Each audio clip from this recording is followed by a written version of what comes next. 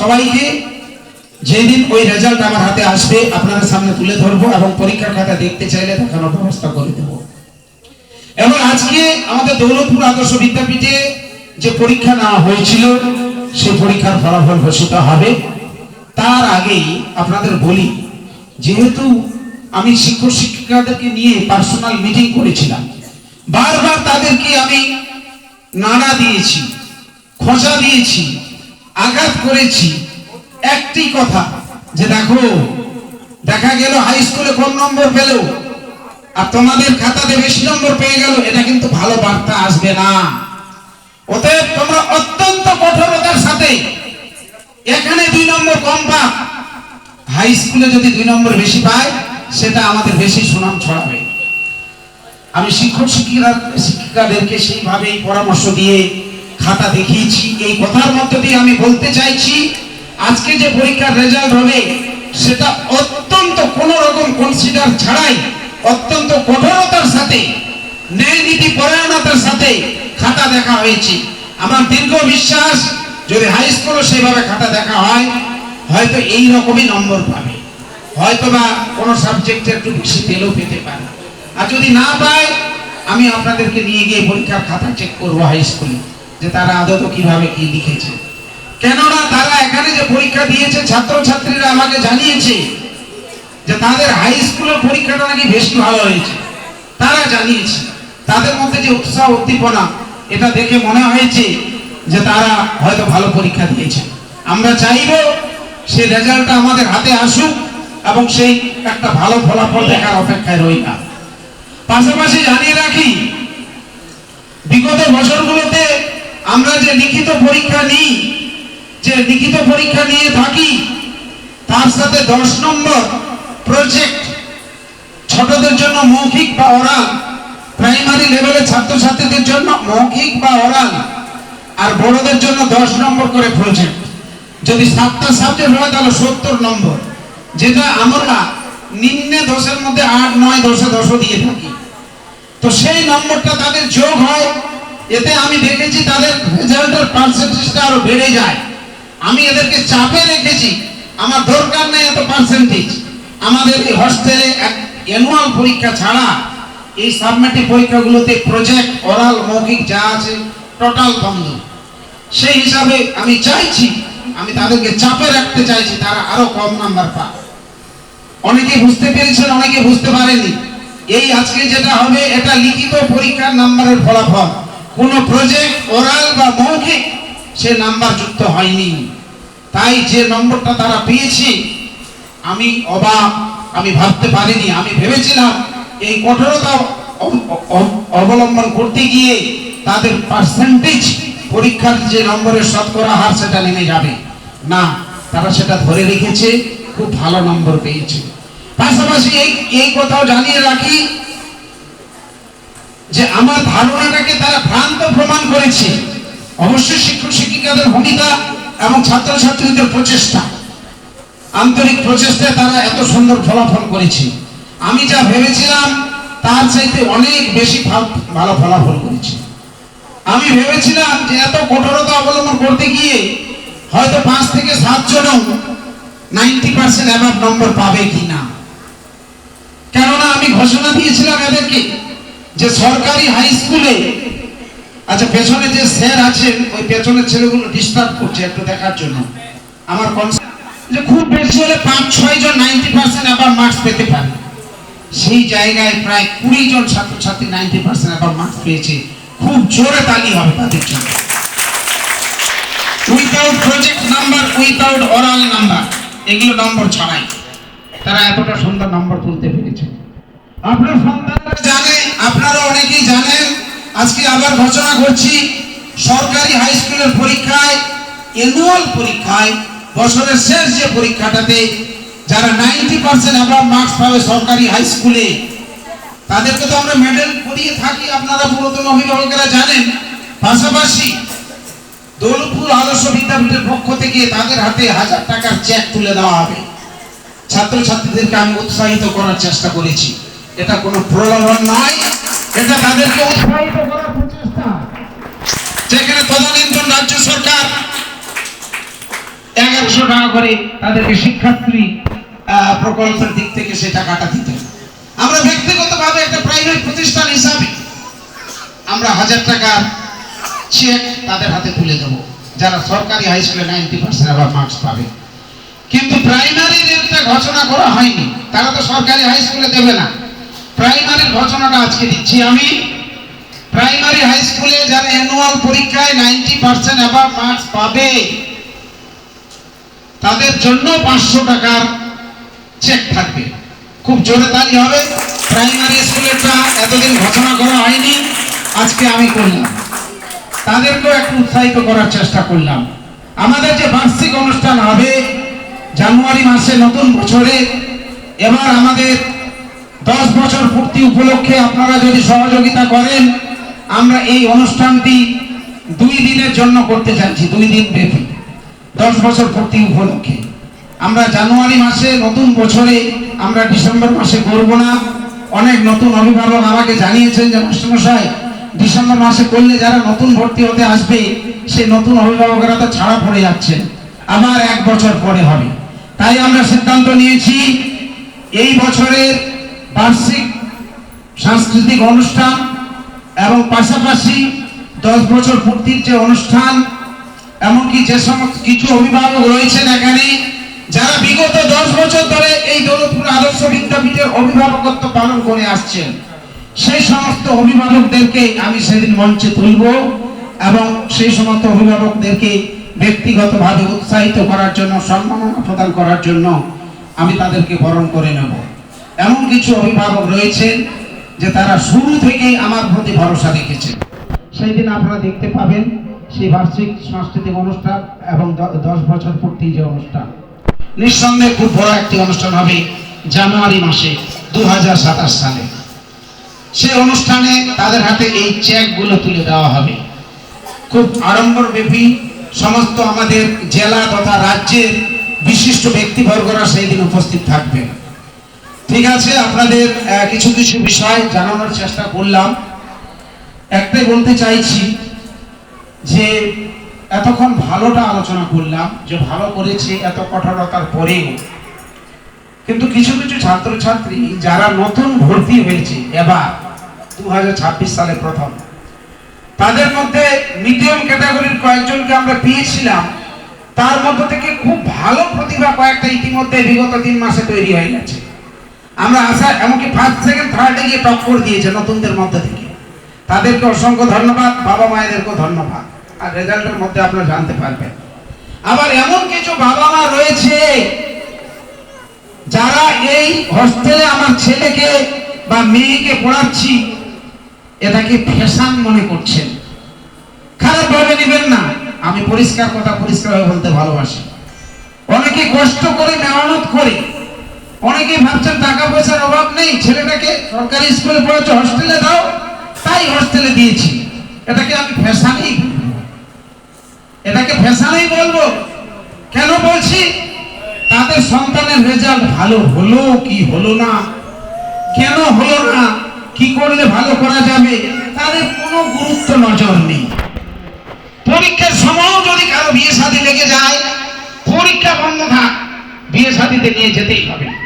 কোন অনুষ্ঠান যদি শুরু হয়ে যায় নিয়ে যেতে হবে। মানে এত নাছোড়বান্দা, শেষমেশ আমাকে বলতে হয় আমি পারমিশন দিতে পারছি না, আপনি আপনার সন্তান কি করবেন করেন। আমি অবাক হয়ে যাই, সেই সমস্ত বাবা মায়েরা কি প্রকৃত তাদের সন্তানকে ভালোবাসেন? এত বড় কথাটা বললাম। যদি ভালোবেসে থাকেন তাদের সন্তানের ভবিষ্যৎ, তাহলে কি করে এই অনুষ্ঠানটা করতে পারে? কি করে? পরীক্ষা চলাকালীন সময়, পরীক্ষার 2 দিন আগে, 1 সপ্তাহ আগে বিভিন্ন রকম বিয়ে শাদী অনুষ্ঠান, কীর্তন জলসার অজুহাত দিয়ে সন্তানদেরকে নিয়ে চলে যায়। তারা কি করে সেই সন্তানদের ভালো পরীক্ষার ফলাফল আশা করতে পারে? আমার শিক্ষক শিক্ষিকাদের ভীষণ কষ্ট হয়। তারা অত্যন্ত আন্তরিকতার সাথে যে দুর্বল তাকে সফল করার চেষ্টা করে, ভালোকে আরো ভালো করার চেষ্টা করে, তারা নিজেকে উজাড় করে মিলিয়ে দেয় বাচ্চাদের সামনে কি করে আরো ভালো করা যায়। তারা আফসোস করে, স্যার এই পরীক্ষার আগে নিয়ে গেল, এর রেজাল্ট খুব খারাপ হবে, হবেই হবে। আমি এত রিকোয়েস্ট করে নিয়ে যাবে না, 2 দিনের জন্য একদিনের জন্য, এই তো কি হবে? আরে বাবা, একদিনের জন্য নিয়ে গেল, ও পরীক্ষার খাতায় ও দেখতে পাবে বিয়ে শাদীর অনুষ্ঠান বাড়ির দৃশ্যগুলো এর মাথায় ঘুরবে, ওগুলোই দেখতে পাবে। তাছাড়া অন্য কিছু এই পরিবেশে এসে অ্যাডজাস্ট হতে আরো 7 দিন লাগবে। তো সেই বাবা মারা কি সন্তানদের ভালো চান না? এটা আমার নিজের মনের মধ্যে প্রশ্ন, যে তারা কেমন বাবা মা, এটা এটা কেন করেন? আমি নিজেকে প্রশ্ন করেছি, আপনাদেরকে প্রশ্ন করছি না, নিজেকে তারা এটা কেন করে? আমি এই হোস্টেলের স্বার্থে, আপনার সন্তানদের স্বার্থে আমার নিকট আত্মীয়দের কাছে খারাপ হয়ে গিয়েছি। তাদের বিয়ে শাদী অনুষ্ঠানে আমি যেতে পারি না সপরিবারে, এই সন্তানদেরকে ছেড়ে কি করে যাব? যেতে পারি না, এত বড় আত্মত্যাগ স্যাক্রিফাইস করি। যদি আমি চাই আমি সপরিবারে, আমাকে কেউ বাধা দেবে না তো, কিন্তু কোথায় যেন মনে হয় এই ছাত্রছাত্রীরা এখানে রয়েছে, কি করে ছেড়ে যাব? আপনারা কেন ভাবেন না? আপনাদের কাছে অনুরোধ, আপনাদের সন্তানদের জন্য একটু ভাবুন। আপনার সন্তানদের মঙ্গল হবে, আপনার সন্তানের উজ্জ্বল ভবিষ্যৎ তৈরি হবে, আমার নয়। কেন আমার নয়? আপনার সন্তান যে খারাপ রেজাল্ট করবে, আমি পিঠ বাঁচানোর জন্য, সম্মান রক্ষার জন্য বলবো তো যে ছেলেটা ভালো পড়তো না, ওর বাবা মা বুঝতো না, পরীক্ষার সময় নিয়ে চলে যেত, মাঝে মধ্যে বাড়ি নিয়ে চলে যেত, এই বলে কিন্তু আমি পার পেয়ে যাব? আপনি পার পাবেন না। আপনার সন্তানের সারা জীবনের ভবিষ্যতে ক্ষতি করে দিলেন, সারা জীবনের ভবিষ্যতে ক্ষতি করে দিলেন, এটা করবেন না। আপনাদেরকে আদেশ করার অধিকার বা ক্ষমতা আমার নেই, তবে অনুরোধ করার অধিকার রয়েছে।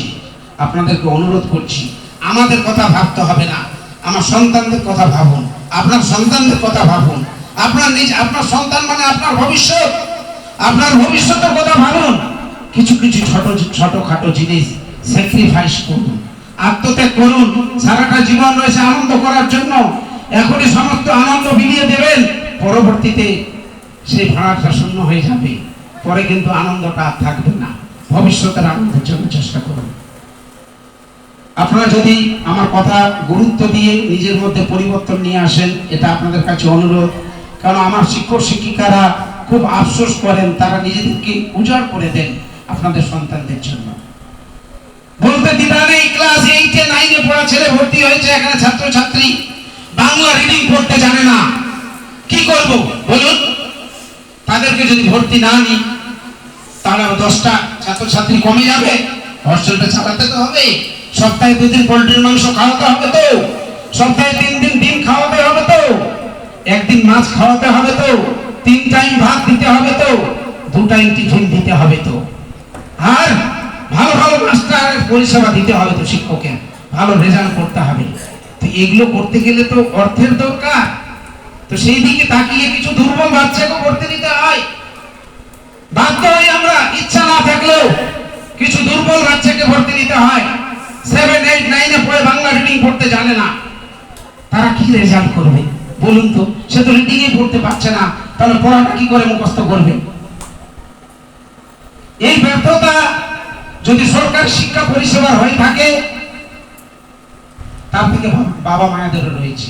আমি জিজ্ঞাসা করেছি কেন এরকম, প্রাইভেট তো দিয়েছিলাম, তো প্রাইভেটে এই 1 থেকে 8 পর্যন্ত 8 বছর 9 বছর 6 বছর কি পড়ান? আপনার ছেলে রিডিং পড়তে পারছেন না, আমাদের এখানে আপনারা বিশ্বাস করবেন না, ক্লাস 2 এর বাচ্চাকে দিন ঝরঝর করে যে কোনো বই দিন, রিডিং পড়ে দেবে যারা এখানে প্রথম থেকে রয়েছে। তো সেই সমস্ত ছাত্রছাত্রী, দুর্বল ছাত্রছাত্রীদেরকে আমরা তার নম্বর বাড়িয়ে দিতে পারি না, তারা তো রিডিংটা পড়তে পারছে না। আমার পুরো টিম, আমার কিছু কিছু শিক্ষক শিক্ষিকা কোনো সময় একটু হলো, হাজার হলো রক্ত মাংস তৈরি করা মানুষ, তো একটু হলো বিরক্তি আসে যে এ হতে পারবে না। আমি বুঝাই ওদেরকে, ছোট ভাই বা বোনের মতো বা সন্তান সম আমার শিক্ষক শিক্ষিকাদেরকে, আমার নিজের আত্মীয় পরিজনের মতো তাদেরকে বোঝাই যে দুর্বল হল, চেষ্টা করো যতটুকু শিখতে পারি, তবে একটা ট্যালেন্ট বা আইকিউ বাচ্চাদের গ্রো করে, তাদের যে ধরার ক্ষমতা, সেটার জন্য বাবা মায়েদের একটা অগ্রগণ্য ভূমিকা পালন দরকার রয়েছে। সবকিছু আবেগে ভাসিয়ে দেবেন না। কিছু কিছু বাবা মা রয়েছে, রবিবারে দেখা করতে আসেন, এসে তার সন্তানকে নিয়ে বইপত্র নিয়ে বসেন। তিনি কি করেন? তার সন্তান 1 সপ্তাহে কি কি পড়াশোনা করেছে, খাতায় লিখেছে কিনা, ঠিক মতো পড়া দিতে পেরেছে কিনা, শিক্ষক শিক্ষিকাদের সাথে যোগাযোগ করেন। তিনি হলেন আদর্শ অভিভাবক। আর বেশিরভাগ অভিভাবক কি করেন? বেটা কি লাগবে তোর, ফোন করলেই প্রথমে ফোন করলে হ্যালো আজকে কি খেয়েছিস, বাস্তব কথাটা বলছি। কেন আপনাদের কি সন্দেহ হয় যে যেদিন যেটা রুটিনে আছে সেটা খাওয়ানো হয়নি? সেটা তো তার প্রয়োজনে এসে জিজ্ঞাসা করতে পারবেন। আরে বাবা পড়াশোনা কেমন করছে সেটা আগে জানুন, জিজ্ঞাসা করে কি লাগবে, তো কি কি লাগবে বল, অবশ্যই দেবেন। আপনি আপনার সন্তানকে দেবেন, অবশ্যই দেবেন। পাশাপাশি প্রতি রবিবার এসে আপনারা ক্লাস রিপোর্ট চেক করবেন। আমার শিক্ষক শিক্ষিকারা ক্লাস রিপোর্ট তৈরি করছেন অত্যন্ত মেহনত করে, যে এক সপ্তাহে ছেলেটা কোন কোন ক্লাসে পড়া দিতে পারলো কি পারলো না। আপনারা আপনার সন্তানদের ইচ্ছা আবদারের প্রতি অবশ্যই নজর রাখবেন। পাশাপাশি পড়াশোনার দিকটা সে এক সপ্তাহে কি করলো, আর অন্যান্য 10টা গার্জিয়ান যে কাজটা করে থাকেন, আমি চাইবো আপনার প্রত্যেককে করুন। এসে আপনার সন্তানদের খাতাপত্র চেক করুন। যদি শিক্ষকদের কোনো ত্রুটি পান আমাকে জানান, আমি বদ্ধপরিকর আপনাদের এই দায়িত্ব পালনে, এটা আমার ডিউটি। কেন এই প্রতিষ্ঠান আপনাদের, এই প্রতিষ্ঠানের মালিক আপনারা, আমি মালিক নই। মালিক কাকে বলে? টাকা যার সেই মালিক, টাকা আপনাদের, আপনাদের টাকা এই প্রতিষ্ঠান চলে। আপনাদের টাকায় আপনার সন্তানেরা খাওয়া দাওয়া করে, আপনাদের টাকায় এই শিক্ষক শিক্ষিকারা বেতন পান, টাকা আপনাদের। আমি কৃতজ্ঞ, আমি ধন্য, মহান সৃষ্টিকর্তা আপনাদের এই বড় দায়িত্বটি পালনের অধিকার দিয়েছে। আমি আপনাদেরই প্রতিনিধি। অতএব আপনাদের প্রথম কাজ, রবিবারে আসবেন, খাতাপত্র চেক করবেন, পড়াশোনা চেক করবেন, ক্লাস রিপোর্টগুলো চেক করবেন। যদি ভালো রেজাল্ট করাতে চান, আর যদি বলেন যে হস্টেলে পড়ছি এটাই আমার অনেক, তাহলে করবেন না। হাতে ধরে যদি নিজের বাচ্চা সন্তানের ক্ষতি করতে চান, জানার পর আপনাদেরকে আমি কোনো খারাপ কথা বলছি না, আপনাদেরকে রাস্তা দেখিয়ে দিচ্ছি। এখান থেকে মালদা যাওয়ার 3-4টা রাস্তা। আমি বিগত দিনে যেগুলো অভিজ্ঞতা অর্জন করেছি সেই জায়গায় দাঁড়িয়ে বলছি যে এই রাস্তাটা খারাপ, এই রাস্তা দিয়ে গেলে বিপদ হতে পারে, এটা রাস্তা ভালো, এটাতে আপনি নিরাপদে পৌঁছাবেন আপনার গন্তব্যস্থলে। এই বলে দেওয়াটা আমার কর্তব্য। আপনার সন্তানকে কোন পথে হাঁটালে আপনি লক্ষ্যে পৌঁছাতে পারবেন সেই রাস্তাটাই বলে দিচ্ছি। এটা জানার পরেও আমার কথা মাথা না ঢুকিয়ে আপনি যদি বিপদ সংকুল রাস্তা দিয়ে যান, এতে যদি বিপদ হয় তো আপনার বিপদ আপনি ডেকে নিয়ে আসলেন, আপনার সন্তানের ভবিষ্যৎ আপনি খারাপ করবেন, আমার কোনো আপত্তি নেই। আমি আপনাদেরকে জাস্ট অনুরোধ করতে পারি।